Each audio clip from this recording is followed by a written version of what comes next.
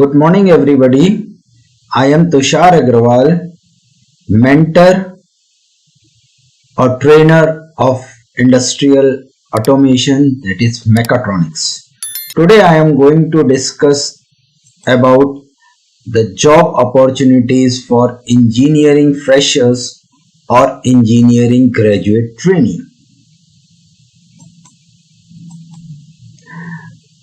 First of all, we should understand how freshers are taken by the industry, means how the industry is going to take the freshers.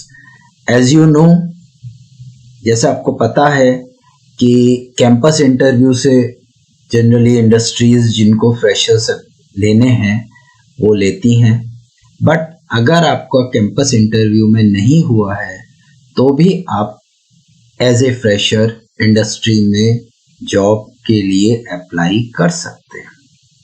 ठीक है, वो क्या क्या procedures होते हैं, क्या क्या चीजें होती हैं जो इंडस्ट्री देखती है एक फ्रेशर के अंदर, उसको जब आप अप्लाई करेंगे, सो वो सारी चीजें हम यहाँ पे अभी डिस्कस करने वाले हैं in brief. Engineering freshers are put under training in that organization for some period of time. मतलब जो फ्रेशर्स एब्सॉर्ब होते हैं उनको 6 महीने के लिए, साल भर के लिए एक ट्रेनिंग पीरियड के लिए रखा जाता है. ठीक है, ये डिपेंड करता है company to company, organization to organization. The common name given to the trainees are executive trainee, technical trainee, technical officer और graduate engineer trainee. ओके, ये कॉमन वर्ड्स हैं जो ट्रेनी को दिए जाते हैं. ये organization company to company vary कर सकते हैं, बट उन सब का ऑब्जेक्टिव यही है कि आपको 6 महीने से साल भर तक एज ए ट्रेनी रखा जाएगा. Okay, so as a trainee absorb करती है पहले कंपनी, उसके बाद अब आपको अलग अलग डिपार्टमेंट्स में इंडस्ट्री में भेजा जाता है. तो पहले हमको पता होना चाहिए कि इंडस्ट्री के अंदर क्या क्या मेजर डिपार्टमेंट्स होते हैं. तो डिपार्टमेंट्स की हम बात करें तो मेजर डिपार्टमेंट्स इंडस्ट्री के अंदर जो होते हैं, पहला डिपार्टमेंट होता है क्वालिटी डिपार्टमेंट. क्वालिटी एक ऐसा डिपार्टमेंट है जो हर एक किसी भी स्ट्रीम के स्टूडेंट हो, चाहे वो आपका मैकेनिकल इंजीनियरिंग हो, चाहे सिविल इंजीनियरिंग हो, चाहे सॉफ्टवेयर इंडस्ट्री में सॉफ्टवेयर इंजीनियरिंग से हो, चाहे आपका फार्मास्यूटिकल इंजीनियरिंग से, बायोटेक्नोलॉजी से हो, चाहे इलेक्ट्रिकल हो, इलेक्ट्रॉनिक्स हो, सब किसी भी इंडस्ट्री में, चाहे वो किसी भी डोमेन में डील कर रही है, क्वालिटी डिपार्टमेंट हर एक इंडस्ट्री के अंदर मस्ट है. तो क्वालिटी तो हो गई होगी, तो क्वालिटी से रिलेटेड चीजें आपको मालूम होनी चाहिए. ठीक है, फिर sourcing and supply chain department.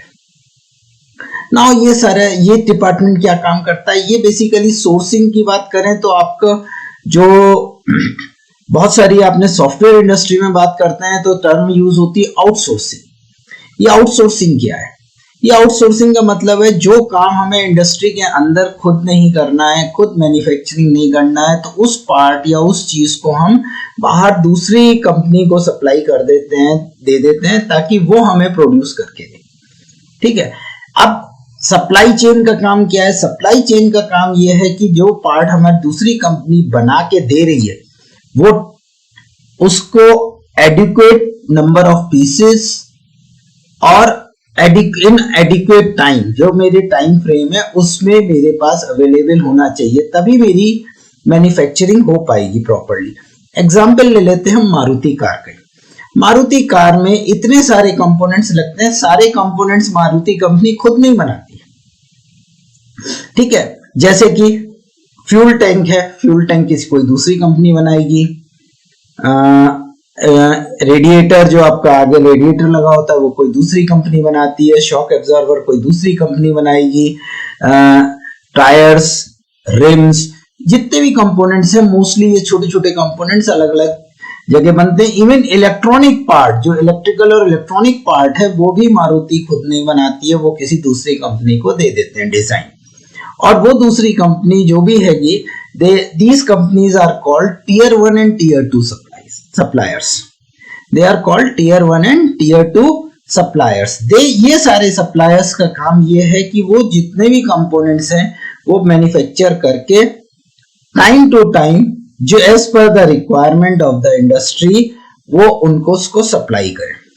ठीक है, और ये सारा जो मैनेज करता है वो सप्लाई चेन डिपार्टमेंट दिखता है। तो जितनी भी बड़ी कंपनीज हैं, जैसे जैसे मारुति हुआ, ठीक है, हुंडई हुआ, they are called OEM, original equipment manufacturer. तो ये जो दूसरे इक्विपमेंट्स कंपनी बनाती है, ये वहां से लेते हैं, उसको असेंबल करते हैं अपने मेन इक्विपमेंट में, और may complete that equipment to ready for deliver to the customer. So this is the role of a supply chain department. Next आता है डिजाइन डिपार्टमेंट। डिजाइन डिपार्टमेंट की क्या जरूरत है? अब एक ही मॉडल अगर चलाते रहेगा कंटिन्यूअसली तो क्या होगा? मार्केट से आउटडेट हो जाएंगे। एग्जाम्पल ले लेते हैं नोकिया ने अपने प्रोडक्ट में ना तो कोई डेवलपमेंट किया, ना कोई डिजाइन चेंज किया, तो क्या हुआ? नोकिया आज की डेट में आपको मार्केट में नोकिया के फोन्स नेग्लिजिबल, ना के बराबर मिलेंगे। ठीक है, वहीं अगर आप time to time design change करते रहेंगे, सॉफ्टवेयर अपग्रेड करेंगे, सब चीजें करेंगे, तो आपका मार्केट में आप एग्जिस्ट करते रहेंगे। तो ये सारा काम डिजाइन एंड डेवलपमेंट डिपार्टमेंट का होता है। ठीक है, नेक्स्ट आता है प्रोडक्शन एंड ऑपरेशन डिपार्टमेंट। बगैर इस डिपार्टमेंट के तो कुछ बन ही नहीं सकता। जो भी मैन्युफैक्चरिंग इंडस्ट्री है, चाहे वो आप मैकेनिकल से रिलेटेड, ऑटोमोबाइल से रिलेटेड हो, केमिकल से रिलेटेड हो, चाहे वो सिविल इंजीनियरिंग से रिलेटेड हो, तो वहां पे प्रोडक्शन एंड ऑपरेशन डिपार्टमेंट तो होना ही होना है। अब प्रोडक्शन एंड ऑपरेशन डिपार्टमेंट के अंदर खाली एक ही चीज नहीं आती, प्रोडक्शन है या उससे रिलेटेड ऑपरेशन है, इसके अंदर मेंटेनेंस भी आती है। ठीक है, इसके अंदर क्या कहते हैं, परचेज डिपार्टमेंट भी आ जाता है, जो प्रोडक्शन से रिलेटेड परचेज है। इसके अंदर स्टोर्स भी आता है। ये सारे डिपार्टमेंट्स एक प्रोडक्शन एंड ऑपरेशन के अंदर इंक्लूड हो जाते हैं। Next, industrial engineering department. Now industrial engineering department की हम बात करें तो that is a part of manufacturing as well as the management part, like production planning, क्या कहते हैं, सप्लायर एंड पे जो इश्यूज हैं, क्वालिटी रिलेटेड इश्यूज हैं। ठीक है, so it includes overall all the department functionality and it makes a holistic effect in the industry. Next is new product development. New product development, जैसे मैंने बताया, design department and new product development दोनों hand to hand parallel चलते हैं। सबसे पहले क्या होता है न्यू प्रोडक्ट डेवलपमेंट में? प्रोडक्ट के बारे में कुछ फॉल्ट्स हैं, कुछ कमियां हैं, या कुछ अपग्रेडेशन की रिक्वायरमेंट है, that comes with starting with new product development. After that it goes to the design department for designing, and so that the production or changes, whatever the existing product में changes हैं, वो करके market में लाया जा सके। Example ले लेते हैं, जो भी प्रॉब्लम्स आती हैं। फॉर एग्जाम्पल, अगर आपका मोबाइल में चार्जर की बात करें तो there are different type and different shapes of charger. कभी उल्टा लगाना है, कभी सीधा लगाना है, किसी को कैसे लगाना है। लेकिन अब ये प्रॉब्लम को सॉल्व करने के लिए क्या हुआ, तो जो इन सबका सॉल्यूशन क्या आया? नाउ इट इज हर एक चार्जर आपके मोस्टली फोन के अंदर सी केबल आ रही है। Okay, C cable means what, कि आप कैसी भी केबल लगाएंगे तो वो ऑटोमेटिकली चार्जिंग में कनेक्ट हो जाएगी। So that is the role of a new product development, try to solve all the issues related to the product. And lastly automation department. ये ऑटोमेशन डिपार्टमेंट भी एक तरह से पार्ट ऑफ प्रोडक्शन का ही part हो जाता है, क्योंकि मशीन्स आज की डेट में सब ऑटोमेटिक है। ऑटोमेटिक मशीन्स का मतलब है कि प्रोडक्शन जो भी हो रहा है वो मोस्टली ऑटोमेटिक मशीन से होता है। ऑटोमेटिक मशीन्स जनरली बात करते हैं हम ऑटोमेशन के अंदर। ऑटोमेटिक मशीन्स जो प्रोडक्शन कर रही हैं उसमें बहुत सारे मॉडिफिकेशंस करने पड़ते हैं, बहुत सारे एडवांसमेंट करने पड़ते हैं, और जो प्रोडक्शन ऑटोमेटिक मशीन से होता है it is definitely much more better quality, better performance. So these are the overall department of in the industry. इसके अलावा भी बहुत सारे डिपार्टमेंट, बट ये मेजर डिपार्टमेंट्स हैं। जो भी कोई मैन्युफैक्चरिंग इंडस्ट्री है उसके अंदर ये डिपार्टमेंट्स तो आपको मिलेंगे ही मिलेंगे। और इन डिपार्टमेंट्स में मैं बात करूं तो कौन कौन से ब्रांच के स्टूडेंट्स इन्वॉल्व हो सकते हैं as a fresher? Mechanical engineering definitely, electrical engineering, electronic engineering, ये तो मेजर है। इसके अलावा बात करें तो इंडस्ट्रियल इंजीनियरिंग, इंस्ट्रूमेंटेशन इंजीनियरिंग के स्टूडेंट्स भी इन टाइप की मैन्युफैक्चरिंग इंडस्ट्री में जा सकते हैं। So these are the you can say overall departments और overview of the you can say industry के अंदर जो डिपार्टमेंट्स हैं उनका ये ओवरव्यू। इनके अलग अलग नेम हो सकते हैं, अलग अलग सेक्शंस हो सकते हैं इसके अंदर भी। So there depend on the type of industry and कितना ज्यादा वेरिएशन है और कितनी बड़ी इंडस्ट्री है उसके ऊपर डिपेंड करेगा।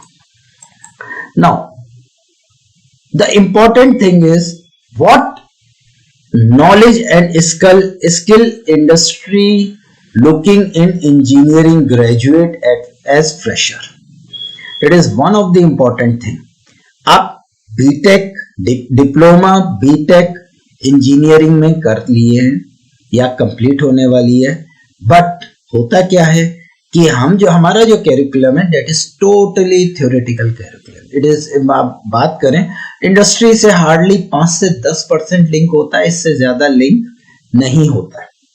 Mostly totally theoretical.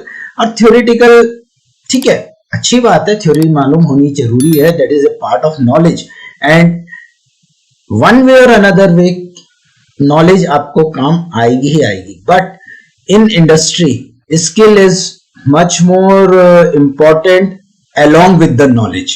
मैं ये नहीं कहूंगा कि नॉलेज नहीं है, आपको बस स्किल है तो काम चल जाएगा, या स्किल नहीं है नॉलेज है तो काम चल जाएगा।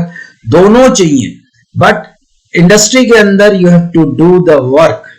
सो what are the skills industry is looking in as a engineering graduate? Okay, so there are few, I had pointed few of the skills, कुछ skills मैंने point out किए हैं, just have a look. So there are few domains which industry is going to see in as a fresher to appoint as a GET. Number one, engineering design. Very common word, being a mechanical engineer, electrical engineer, you had already seen engineering design, but this engineering design what industry is looking is far different what you had studied. Okay, यहाँ पे वो जो आपने study किया है उससे का यहाँ पे हम डिजाइन की बात करेंगे तो that is the hardly 5% part what you had studied in the engineering design. ठीक है, अब ये सारी चीजें क्या होंगी, इसके अंदर GD&T भी आएगा, इसके अंदर मैन्युफैक्चरिंग ड्राइंग्स भी आएंगी, इसके अंदर मशीन ड्राइंग्स भी आएंगी, इसके अंदर इलेक्ट्रिकल ड्राइंग्स भी आएंगी, इसके अंदर इलेक्ट्रॉनिक पार्ट भी इंक्लूड होगा।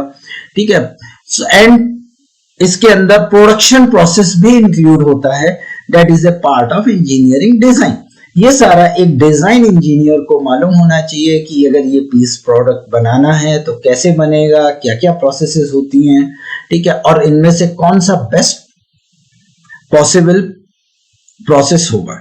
सो ये सारी चीजें as a engineering design department आपको मालूम होनी चाहिए। नेक्स्ट आ जाता है new product development. New product development का मतलब है कि आपको मालूम होना चाहिए, जैसे हमने डिपार्टमेंट से बात की उन्हीं से रिलेटेड है ये सारी स्किल्स। तो ये न्यू प्रोडक्ट डेवलपमेंट कैसे होता है, what are the rules, what are the different terminologies, technologies, what are the different processes. अब problem has to gone through, तो आपको एक प्रॉब्लम को जिसको सॉल्व करने के लिए कितने प्रोसेसेस से कैसे जाना है ताकि आप एक नया प्रोडक्ट डेवलप करने का प्रोसेस कंप्लीट कर सकें। तो यू शुड नो, आपको मालूम होना चाहिए एटलीस्ट वो प्रोसेस क्या होता है, वो टर्मिनोलॉजीज क्या होती हैं और उन टर्मिनोलॉजीज का मीनिंग क्या होता है। That is the bare minimum it is expected from a GET as a as a GET you can say. Next, problem solving and continuous improvement. Now problem solving is one of the important tool as well as continuous improvement. Now a very important tool not only for the industry के लिए ही नहीं, ये आपकी life के लिए भी एक बहुत इंपॉर्टेंट टूल है. अगर आपको प्रॉब्लम सॉल्विंग टेक्निक्स पता है, what are the different methods how to solve a particular problem and particular situation, वो टूल्स और वो सारी चीजें आप अपनी लाइफ में भी जो प्रॉब्लम्स आ रही हैं उनको यूज करके सॉल्व कर सकते हैं. And continuous improvement, definitely improvement आपको कंटिन्यूसली इंप्रूव करना है, प्रोसेस इंप्रूव करना है, प्रोडक्शन इंप्रूव करना है, क्वालिटी इंप्रूव करनी है, देन डिजाइन इंप्रूव करना है. So this is the part of problem solving and continuous improvement. That is also one of the domain for you to must know. Okay. Then quality. Quality as you term आपको भी पता है कि ये एक relative part है, relative terminology है. कोई एक benchmark या कोई एक standard parameter set किया हुआ उस particular product के लिए, that standard has to be match the whatever the parameters जो standard में है has to be match with the international guidelines. और वो guidelines में अगर वो match करता है, fit करता है, then we can say that our product is of that much of quality. So quality एक relative term है, इसके अंदर बहुत सारे rules हैं, बहुत सारे methodologies हैं. आज की डेट में हम बात करें तो मैन्युफैक्चरिंग प्रोसेसेस से लेकर के क्वालिटी फाइनल प्रोडक्ट तक there are different rules regulations which are covered in this quality. ठीक है. Next, lean manufacturing. Lean manufacturing is one of the upcoming methodology और you can say a latest technology or latest method of manufacturing in which you are going to, the main concept is to reduce the wastage. Okay, to reduce the wastage or non-productive cost.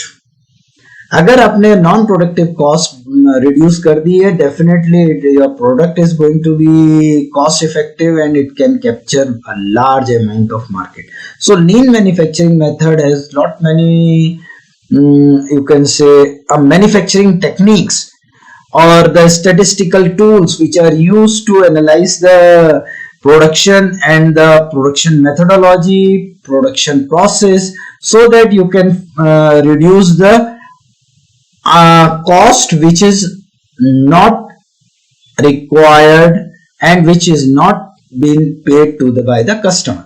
So by this method you can reduce the cost and everything. Then welding एक ऐसी process है जो, ठीक है, इसका part नहीं है. ये एक ऐसी प्रोसेस है जो जनरली हर एक इंडस्ट्री में, मैन्युफैक्चरिंग इंडस्ट्री में होना ही होना है, इसलिए वेल्डिंग मैंने पुट किया है. ठीक है. तो वेल्डिंग एक ऐसा, इसको मैन्युफैक्चरिंग इंडस्ट्री का जिसे कहते हैं ना कि you can say inseparable part है. It may be welding two pieces, it may be joining two different materials, like that. The welding is you can say inseparable part of manufacturing industry. And last is industrial automation. Industrial automation is one of the key role after this COVID situation. Everybody knows there is a labor problem, there is a limitation of manpower that you can use in the industry. So if you have a limited manpower constraints that you have to use 50% of manpower, you have to use 75% of manpower. तो ऐसी condition में manufacturing करना possible नहीं है. So in that situation, automation is the only solution which can help the industry to come up with this. और आने वाला time में जहां पे भी ऑटोमेशन नहीं है, इंडस्ट्रियल ऑटोमेशन होना ही होना है. तो इसलिए इंडस्ट्रियल ऑटोमेशन के अंदर हम बात करें तो there are two things. One is mechatronics and another is called robotics. ठीक है. मशीन ऑटोमेशन से रिलेटेड हम बात करते हैं तो हम कहते हैं इट्स कम्स इन मैकेट्रॉनिक्स. और अगर हम कुछ मैन्युफैक्चरिंग करना है, पिक एंड प्लेस, वेल्डिंग या मशीनिंग ऑपरेशन करना है, या सीएनसी मशीन्स की हम बात करें, उसमें वर्क पीस को लोड करना है, अनलोड करना है, so that type of applications can be easily done by applying the robots.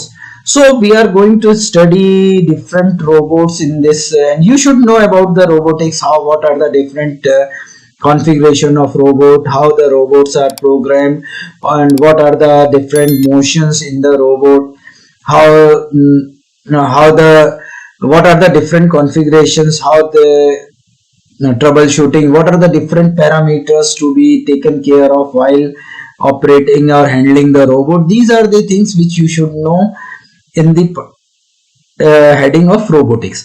As well as in mechatronics, what are the different machines, how technologies in the machine which makes the machine automation, like pneumatic system, hydraulic system, then there are sensors, some controllers. These are the things which you should know in the mechatronics and robotics. So this is all about the skills which are required for, which are must for you as a GET when you are going in the industry. Okay, so these skills you can, if you have these skills, definitely, if अगर आपको campus से interview से आपका selection नहीं भी हुआ है, definitely as a GET आप कंपनी में जा सकते हैं, प्रोवाइडेड आपको ये सारी स्किल्स पता होनी चाहिए. So well, this is all about. So thank you everybody. You can contact me anytime. Thanks for watching. Do like, share, and subscribe to our YouTube channel. And don't forget to click the bell icon. #Skill से career तक हम आपके साथ हैं.